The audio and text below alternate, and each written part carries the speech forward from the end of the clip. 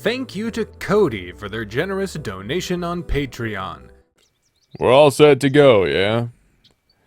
The birds have only just started singing when we leave the dwelling. Once again, we're walking at the crack of ass. Dawn. This time, I feel much better, even if sleeping with 9 people in one room is much more cramped than I'd have liked. Cliff stuck close to me this morning, even more so than usual. True to his word, he hasn't spoken to anyone about what we discussed. Mind you, you discussed it in a room with a hole in the ceiling. Sound travels, man. In fact, he's acting like last night never happened. I think I prefer that. As for the forest, it looks a lot more peaceful than it did the day before. Maybe it's because we're all in better spirits. It could actually be that, you know, get rid of the guilt, you get rid of the guilt monster type of thing. Jeb addresses Avery's hanging question, looking winded from all the packing he's done. Think so.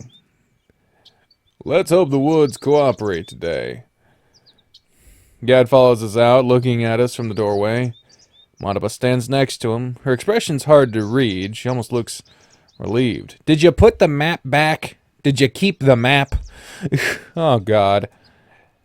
I suppose this is where we say our goodbyes. I'll be back before you know it. Avery's gonna die. Avery's gonna fucking die. I don't want him to die, but he's gonna die. As soon as he sees them, Cliff pushes past us, briskly walking over to the pair. Extends a hand. Gad takes it with some hesitation. Thank you so much for letting us stay in your beautiful home. I shall carry this experience with me for the rest of my life. He's laying it on thick, for sure. Be safe on your travels. The weasel shows his toothiest grin. Oh, we shall. They shake paws, after which Cliff walks back on over to us. You boys know where your camp is? Jebediah nods his head. I always camp in the same spot. It's about a day's travel from the settlement. Right. We'll have to be careful. There's no telling what we'll find out there. He rubs the bridge of his snoot with a small sigh. And even if we get there unscathed, we'll still need to take inventory. What do you mean? Without the donkeys and the wagon, there's no way we're going to be able to get all of our supplies to the settlement. He looks down. There's only so much we can carry ourselves. That's assuming everything's still in one piece. Even if we carry as much as we can, will we have enough supplies for the journey back? You don't know if we can restock at the settlement. Hard to say. Everyone goes quiet. We don't really have much of a choice, do we? Worst case scenario, we'll have to live off the land. Berries and mushrooms are plenty if you know where to look. Many poisonous ones too if you don't. Murdoch sighs. I almost thought we ran out of deadly things to find in this forest. Seems it still has some surprises to share. We might want to pack extra water to prepare for the heat. Still chilly out, we should still be good for a while. Until noon comes around, yes. After that... Let's be off then, before it gets too warm. He turns his head to wave at Avery's parents, but they've already closed the door to the Hogan. Back in the forest we go. God, this picture gives me, like, Magic the Gathering vibe. I almost said Monsters the Gathering. Fucking Christ. Following one of Avery's maps, we get back on the trail. Avery and Jebediah leading the group. Jebediah says we need to follow it until we reach the third fork in the road. About a couple of hours of walking at a leisurely pace. Thankfully, the air is still cool, which makes it a lot easier and far less sweaty. I'm walking between Murdoch and Cliff while the bear and Kid Fox keep a steady pace in front of us. Still don't know their names. You're actually smiling? Takes me a moment to realize he's talking to me. I don't even know why I was smiling. I stopped smiling. There's a sight you don't see every day. Yeah, you count yourself lucky I ain't charging you to see it. Couldn't have anything to do with Cliff here stopping by last night, now could it? I was merely getting some things from my pack. I'd misplaced the rag I normally use to clean my glasses, see? And Stayed inside for a solid hour. it was hard to find. You can tell me the truth, you know. I won't judge. Cliff hushes Murdoch louder than he was talking just now. Quiet down, they'll hear you. Fox shrugs. Oh, now you care about being quiet. Uh-oh. I told you, the fucking hole in the ceiling, man. Dweezil looks away, red as a beet, nearly tripping over a branch in the road while he isn't paying attention. Kid Fox overhears and turns, a concerned look on his face. I don't remember. You okay? Until they get names, I don't fucking care. Are you okay? Oh, I'm fine. Just, I'm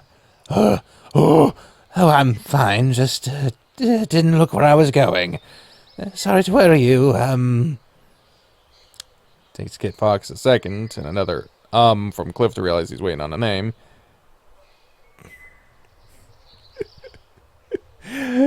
My fucking ass red Tesla.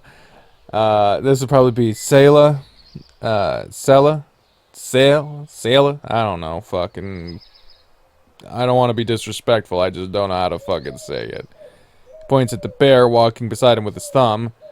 His name is Yiska. Sela and Yiska. Got it. They're lovely names. Are you two from the settlement? It's where we were born. You must have lots of stories to tell. I don't know whether I should ask right now or allow myself to be surprised once we reach it. I feel my own lips purse. You talk a lot. Pardon me. Yiska says something in the Masada language. Sailor replies, then laughs. He didn't mean to scare you. I keep hearing about the settlement, but I don't really know what to expect. I know, isn't it exciting? Only thing I'm excited for is to be out of these woods. Never thought I'd be so sick of trees so fast. Murdoch smirks. I'm content with it. Brushes with death aside, I gotta do a season's worth of nature photography in just a few days. That in the shade. Let's not overstate the importance of that. Pats his trusty camera, still hanging round his neck as always. A little repeat reference for you. I'm just kidding. It's his own shit. It's a wonder it hasn't gotten caught in any branches yet. And I could fill a book with all the things I learned yesterday alone. At least these two are having a good time. I wonder how far we are from Echo. How far away we are from the circle. At the front of the group, I hear Jebediah and Avery chat amongst themselves in all their bassy glory. You sure you're not just holding the map upside down again? That happened once. One time too many. Cut me some slack, will you, Jeb? That was 3 years ago. Cliff gestures to us. Excuse me for a moment. As he leaves me, Murdoch's tail sways back and forth, giving me a look. So I follow Cliff over to Avery and Jebediah, and he rolls his eyes. I don't think I could stand getting questioned by Murdoch if I was left alone to them right now. What's wrong? Avery turns his head with a sigh. Jebediah here thinks I can't read a map. We were supposed to pass by a fork in the trail half an hour ago, but we haven't seen anything of the sort. What? We're going the right way. I know it. Like what happened yesterday. Oh. It sure does feel like the forest itself is trying to steer us wrong. Or there's still the possibility that you can't read a map. There's also that. Damn. The shit from yesterday again? Can't be, could it? Or maybe there's something it wants us to see. Murdoch's voice and serious tone startled me, and I hadn't noticed him creeping up beside me. You think so? It led us to Avery's camp and then to Avery's parents. It sounds ridiculous, but... Cliff laughs incredulously. Hogwash! Are you suggesting the forest is alive somehow? Well, trees are certainly alive, but that's not what I meant. What nonsense! Well then, what does your scholar's intuition suggest? There has to be a logical explanation for this phenomenon. Trees don't just uproot and migrate to a new location in the dead of night. Then what about that thing that raided our camp? We all saw something different. A rat, a fox. Sam here doesn't even know what he saw. Is there a logical explanation for that? The weasel falls silent. Let's all keep a clear head. Next to us, Jebediah stops walking. Yiska bumps into him by accident, shoving him forward a little. Hold on. Do you see that? He points up behind the trees, a little off the trail. Looks like some sort of wooden roof. Another dwelling? That's not supposed to be here. I've been here more times than I can count, and that is not... But it is.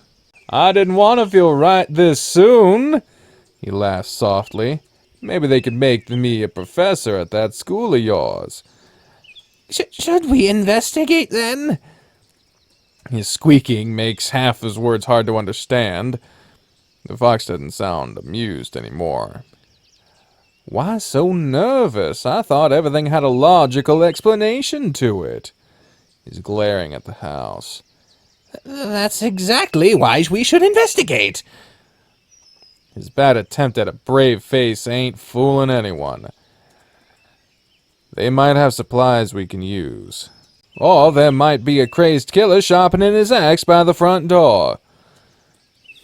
Jesus Christ. Does this house look familiar to anyone else? Is this just me, or... I think we all expected to see something closer to the house that belonged to Avery's folks, but this is just a log cabin. Or what's left of it. What used to be windows have cracked in their frame, and moss is eating away at the roof. The doorway is so warped that it's slanted to the side. What nature of desolation is this? It's nature, dude. It's what happens when you abandon a house. Cliff starts walking through the doorway. Wait. The weasel is already inside the building. The rest of us exchange glances. Well, what are the rest of you waiting for? Y'all following him in? Fuck no. The hell's he thinking? Well, I doubt I could fit through the doorway. That structure doesn't look safe. I don't mind risking it. Plus, if one of us hurts ourselves, we can help out the other. Fox walks up to the door frame and slips on through. Why? Y'all are on a timed schedule. Why would you even bother with this? Just move along. Might as well scope out our surroundings while they're inside. Might as well nail a pair of wooden crosses going in theirs as thick as pig shit. The bear and the kid fox talk to each other in Macedo language. Thank God for reminding us that they're there. What about you? But yeah. I mean, my inclination is to follow Cliff and Murdoch since we are on in the the Cliff route. But I'm going to go ahead and save here so that I have a save state to maintain. I'm going to select Cliff and Murdoch, and if it goes okay or well, I'll keep with it. If not, I'll go back and do the Jeb and Avery stuff.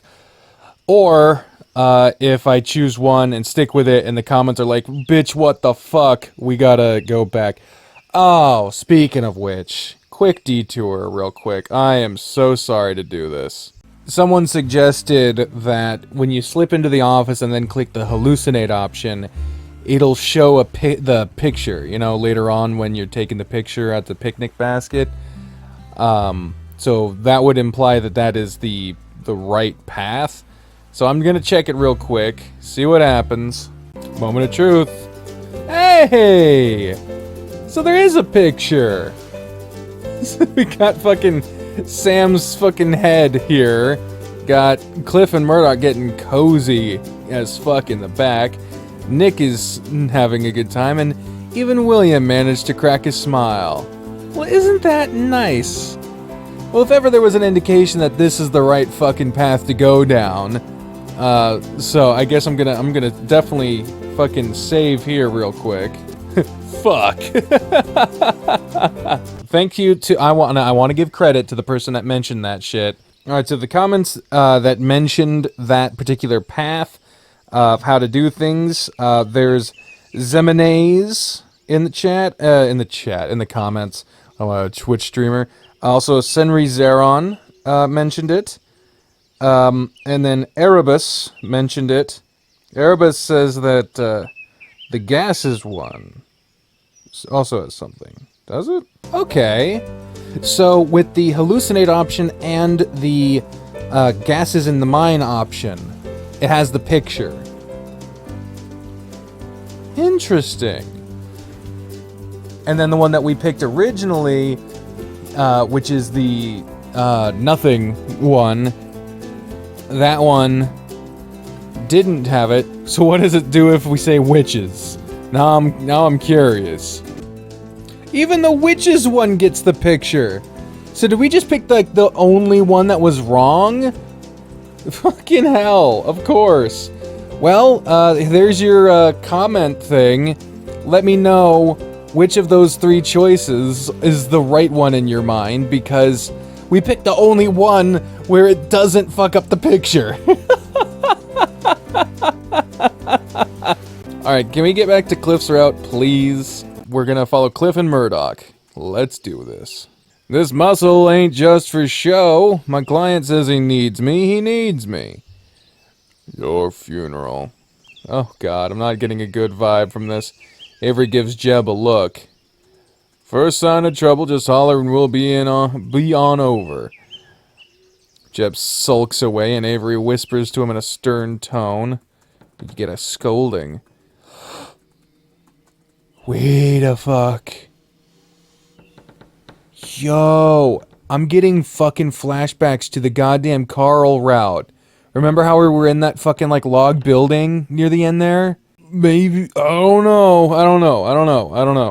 I don't waste any time walking up to the house, mostly because I want those two in and out of here fast. Inside of this place has a sickly sweet smell of wood rot. Shriveled up pine nettles cover all but the last pit of dirty flooring. When I step inside, I can hear Murdoch and Cliff speaking, but their voices sound muffled, like they're in another room. It doesn't look like anybody's lived here for a long time. Oh, there has to be something.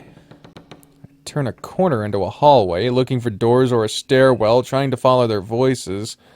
There isn't much light in here. Surely we'll find a letter or an old newspaper if we keep looking long enough. Folks don't always have access to print out in places like this. Then I turn another corner. Dude. I swear to God, I think this is like... Okay. It's been so long since Carl's route. I need to, like, rewatch that shit. I'd be more inclined to replay it than rewatch that, in all honesty. Maybe just do a playthrough of all of the Saturdays, just to see them with context again. I don't know. The room looks similar to the front room. There's a busted wood stove and a broken table. I was surprised to see our Kit Fox friend, Sayla, sitting on a chair near the table. I thought you and your friend out there were giving this place the evil eye. Why does Sayla have a question mark? What? Oh, this is a hallucination. You've never been away this long. I stumble backward and the fox's voice is several timbers higher. Now I have a clearer look in the dark. I can tell he's wearing a white button-up shirt and slacks. Much looser than sailors' leathers. Sorry, I've never been here before, and I've never seen you. Me and my associates assumed this place was abandoned. We'll be out of here in a spell. You've got a gun, don't ya? I actually don't, but I don't think I want to let him know that. I'm starting to wonder if I should yell or not, but I see his hand placed beneath the table, and if I make a sudden move, I feel a pit form in my stomach. I don't mean no harm. I always wanted to see a real pistol. They say the Navy only has access to those, and they're faster than any piece of junk we could barter for around here. Wait a minute. I know that kind of voice. That's a flirting voice. Is this boy sick? Maybe he's just feral? Did you say flirting? What the fuck? Wait, where you going? My brow furrows at this queer kit fog. Okay, so you say queer. Again, probably just means weird. Different meaning. Considering I wasn't going anywhere, but he's getting up now. When I see he wasn't holding a gun, I back up. Stands up and walks on over to a counter full of cobwebs with a large urban. Wait a minute! Wait a fucking minute! Wait a minute, dude!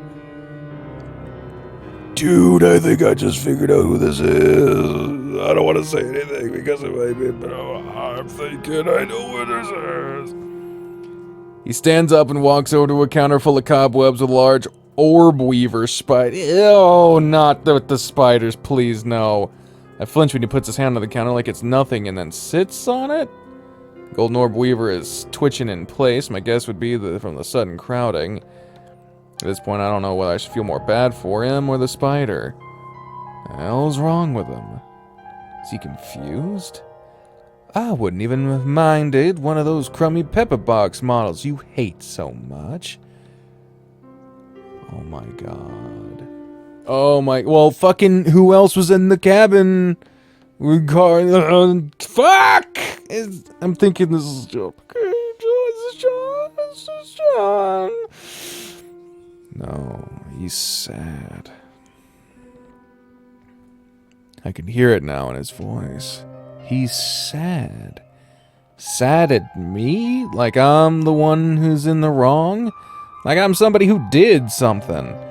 As if it's my fault. You don't tell me anything anymore. Bends his neck, looking in a hanging cabinet space, pulling a cup, pulling out plates, setting them beside him like he's used to doing this all the time. I thought you told me we could be different. There he goes, trying to guilt me about something again. This boy I ain't never seen in my life. You know that if you don't show me your world, the colonizer world I mean, I'll just end up seeing it for myself anyhow. That one was said all sing-song and teasy, which is exactly the tone I don't want to hear from a stranger. I'm sorry, I was just trying to make you mad.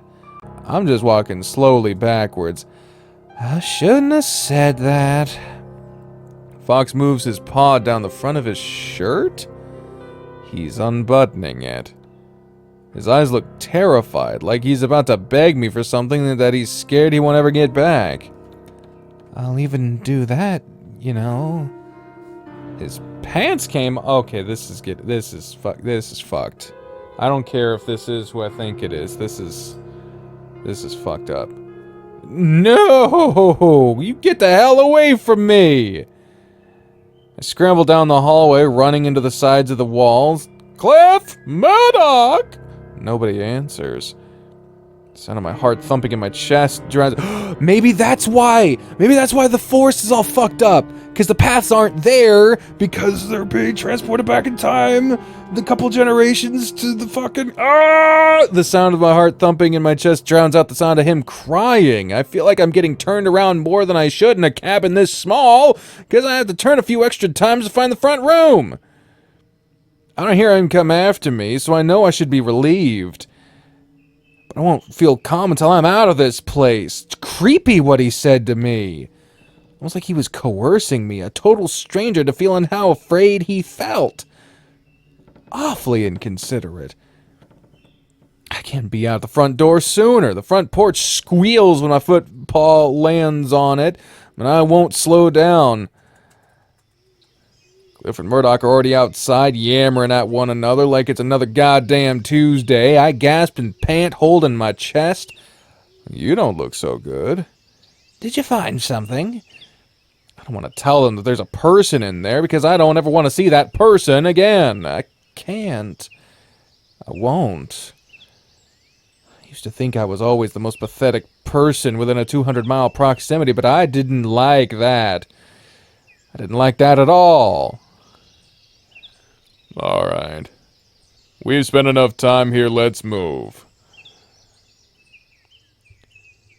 What the fuck? Was that John? Was that John Begay? Could have been. I don't know.